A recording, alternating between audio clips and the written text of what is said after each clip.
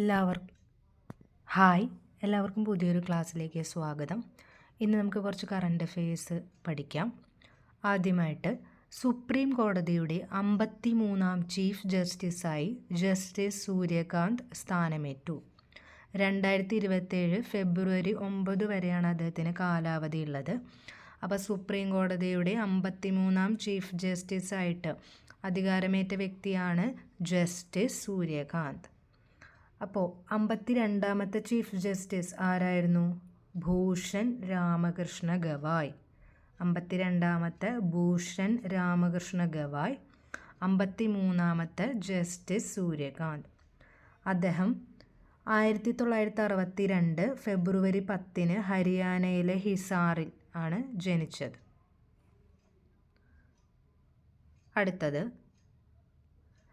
ഐക്യരാഷ്ട്രസഭയുടെ 30-ാമത് കാലാവസ്ഥാ ഉച്ചകോടിക്ക് വേദിയായത് ബ്രസീലിലെ ബെലേം. അപ്പോൾ ഐക്യരാഷ്ട്രസഭയുടെ 30-ാമത് കാലാവസ്ഥാ ഉച്ചകോടിക്ക് വേദിയായത് ബ്രസീലിലെ ബെലേം. 31-ാമത്തെ കാലാവസ്ഥാ ഉച്ചകോടിക്ക് തുർക്കി വേദിയാകും. അപ്പോൾ 30-ാമത്തെ ബ്രസീലിലെ ബെലേം, 31-ാമത്തെ തുർക്കി. അടുത്ത ചോദ്യം, കേരളത്തിലെ മികച്ച കായിക താരത്തിനുള്ള 37-ാമത് ജിമ്മി ജോർജ് ഫൗണ്ടേഷൻ അവാർഡിന് അർഹനായത് എൽദോസ് പോൾ. കേരളത്തിലെ മികച്ച കായിക താരത്തിനുള്ള 37-ാമത് ജിമ്മി ജോർജ് ഫൗണ്ടേഷൻ അവാർഡിന് അർഹനായത് എൽദോസ് പോൾ. ട്രിപ്പിൾ ജമ്പ് താരമാണ് അദ്ദേഹം. അടുത്ത ചോദ്യം, ലോകകപ്പ് ഫുട്ബോളിന് യോഗ്യത നേടുന്ന ഏറ്റവും ജനസംഖ്യ കുറഞ്ഞ രാജ്യം കുറാസോ. ലോകകപ്പ് ഫുട്ബോളിന് യോഗ്യത നേടുന്ന ഏറ്റവും ജനസംഖ്യ കുറഞ്ഞ രാജ്യമാണ് കുറാസോ. അടുത്ത ചോദ്യം, കേംബ്രിഡ്ജ് ഡിക്ഷണറി 2025 വാക്കായി തിരഞ്ഞെടുത്തത്. കേംബ്രിഡ്ജ് ഡിക്ഷണറി 2025 വാക്കായി തിരഞ്ഞെടുത്തത് പാരാസോഷ്യൽ. അതിൻ്റെ അർത്ഥം എന്ന് പറയുന്നത് ഇതുവരെ നേരിട്ട് കണ്ടിട്ടില്ലാത്ത പൊതുരംഗത്തുള്ള ഒരു വ്യക്തിയോട്, സിനിമാ താരത്തോട്, കായിക താരത്തോട്, ഇൻഫ്ലുവൻസറോട്, ഒരു പക്ഷേ സാങ്കല്പിക കഥാപാത്രത്തോടു പോലും ശക്തമായ വൈകാരിക അടുപ്പമുണ്ടാകുന്ന അവസ്ഥയെയാണ് ഈ വാക്ക് സൂചിപ്പിക്കുന്നത്. അടുത്ത ചോദ്യം, UN കാലാവസ്ഥാ ഉച്ചകോടിയിൽ പ്രസിദ്ധീകരിച്ച ക്ലൈമറ്റ് ചേഞ്ച് പെർഫോമൻസ് ഇൻഡെക്സ് 2026 ഇന്ത്യയുടെ സ്ഥാനം 23. അപ്പോൾ UN കാലാവസ്ഥാ ഉച്ചകോടിയിൽ പ്രസിദ്ധീകരിച്ച ക്ലൈമറ്റ് ചേഞ്ച് പെർഫോമൻസ് ഇൻഡെക്സിൽ ഇന്ത്യയുടെ സ്ഥാനം എത്രയാണ്? 23. 2025 റിപ്പോർട്ടിൽ 10-ാം സ്ഥാനത്തായിരുന്നു. അടുത്ത ചോദ്യം, 2025 നവംബറിൽ 10-ാം തവണയും മുഖ്യമന്ത്രിയായി ചുമതല ഏറ്റെടുത്തതോടെ ബീഹാറിൻ്റെ ചരിത്രത്തിൽ ഏറ്റവും കൂടുതൽ കാലം അധികാരത്തിലിരിക്കുന്ന മുഖ്യമന്ത്രി എന്ന റെക്കോർഡ് സ്വന്തമാക്കിയ നേതാവ് നിതീഷ് കുമാർ. അപ്പോൾ ഈ അടുത്താണ് ബീഹാറിൽ തിരഞ്ഞെടുപ്പ് നടന്നത്. അപ്പോൾ ബീഹാറിലെ തിരഞ്ഞെടുപ്പിൽ 10-ാം തവണയും മുഖ്യമന്ത്രിയായി ചുമതലയേറ്റ നേതാവാണ് നിതീഷ് കുമാർ. അടുത്ത ചോദ്യം, 2025 മിസ് യൂണിവേഴ്സായി തിരഞ്ഞെടുക്കപ്പെട്ടത്. 2025 മിസ് യൂണിവേഴ്സായി തിരഞ്ഞെടുക്കപ്പെട്ടത് ഫാത്തിമ ബോഷ്. മിസ് മെക്സിക്കോ ആയ ഫാത്തിമ ബോഷിനെയാണ് 2025 മിസ് യൂണിവേഴ്സായിട്ട് തിരഞ്ഞെടുക്കപ്പെട്ടത്.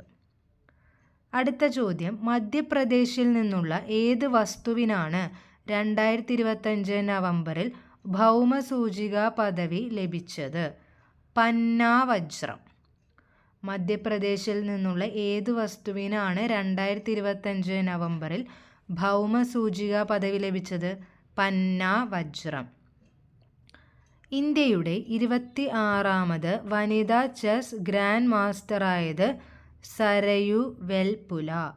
ഇന്ത്യയുടെ 26-ാമത് വനിതാ ചെസ് ഗ്രാൻഡ് മാസ്റ്റർ സരയു വെൽപുല.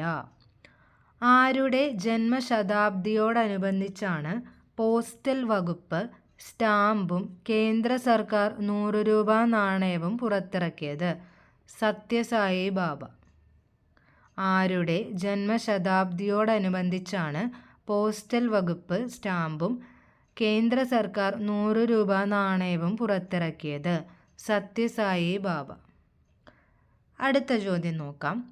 ഈയിടെ അന്തരിച്ച ഇസ്രയേലിലേക്ക് കുടിയേറിയ മലയാളി കർഷകനും പ്രവാസി ഭാരതീയ സമ്മാന ജേതാവുമായ വ്യക്തിയാണ് എലിയാഹു ബസലേൽ.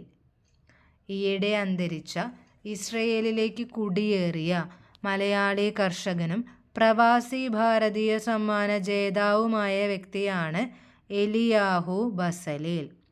പുതുതലമുറയുമായി ചേർന്നു പോകാൻ ഇന്ത്യ പോസ്റ്റ് ജൻസി തപാൽ ഓഫീസ് തുറന്നത് ഡൽഹി IITയിൽ. പുതുതലമുറയുമായി ചേർന്നു പോകാൻ ഇന്ത്യ പോസ്റ്റ് ജൻസി തപാൽ ഓഫീസ് തുറന്നത് ഡൽഹി IITയിൽ. ടെന്നീസിലെ എക്കാലത്തെയും മികച്ച താരങ്ങളുടെ പട്ടികയായ ഹാൾ ഓഫ് ഫെയിമിൽ പുതുതായി ചേർക്കപ്പെട്ടത് ആരെ? Roger Federer. ടെന്നീസിലെ എക്കാലത്തെയും മികച്ച താരങ്ങളുടെ പട്ടികയായ ഹാൾ ഓഫ് ഫെയിമിൽ പുതുതായി ചേർക്കപ്പെട്ടത് റോജർ ഫെഡറർ. അടുത്ത ചോദ്യം. നവംബർ 26 എന്ത് ദിനമായിട്ടാണ് ആചരിക്കുന്നത്?